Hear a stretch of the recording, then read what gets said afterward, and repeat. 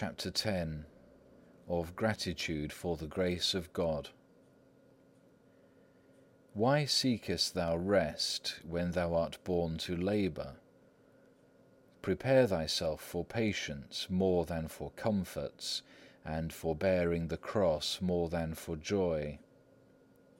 For who among the men of this world would not gladly receive consolation and spiritual joy if he might always have it?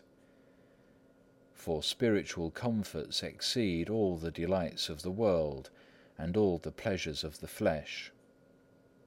For all worldly delights are either empty or unclean, whilst spiritual delights alone are pleasant and honourable, the offspring of virtue, and poured forth by God into pure minds. But no man can always enjoy these divine comforts at his own will, because the season of temptation ceaseth not for long. Great is the difference between a visitation from above and false liberty of spirit and great confidence in self. God doeth well in giving us the grace of comfort, but man doeth ill in not immediately giving God thanks thereof. And thus the gifts of grace are not able to flow unto us, because we are ungrateful to the Author of them, and return them not wholly to the fountain whence they flow. For grace ever becometh the portion of him who is grateful, and that is taken away from the proud which is wont to be given to the humble. I desire no consolation which taketh me away from compunction. I love no contemplation which leadeth to pride. For all that is high is not holy, nor is everything that is sweet good. Every desire is not pure, nor is everything that is dear to us pleasing unto God. Willingly do I accept that grace whereby I am made humbler and more wary and more ready to renounce myself.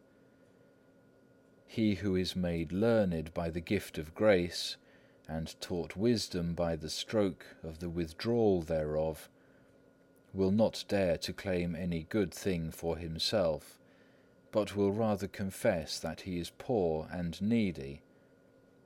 Give unto God the thing which is God's. Matthew 22, verse 21. And ascribe to thyself that which is thine, that is, give thanks unto God for his grace, and for thyself alone confess thy fault, and that thy punishment is deserved for thy fault. Sit thou down always in the lowest room, and thou shalt be given the highest place. Luke 14, verse 10. For the highest cannot be without the lowest. For the highest saints of God are least in their own sight, and the more glorious they are, so much the lowlier are they in themselves. Full of grace and heavenly glory, they are not desirous of vain glory. Resting on God and strong in his might, they cannot be lifted up in any wise.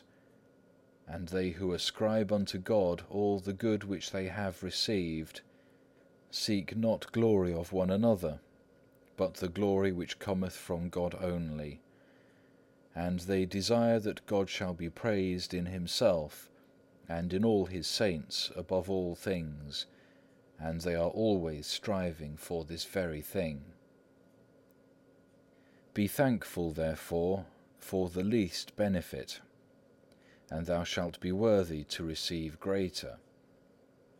Let the least be unto thee even as the greatest, and let that which is of little account be unto thee as a special gift. If the majesty of the giver be considered, nothing that is given shall seem small and of no worth, for that is not a small thing which is given by the Most High God.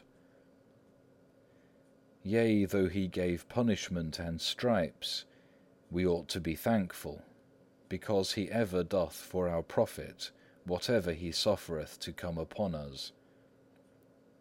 He who seeketh to retain the favour of God, let him be thankful for the favour which is given, and patient in respect of that which is taken away.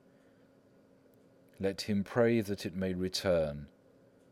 Let him be wary and humble that he lose it not.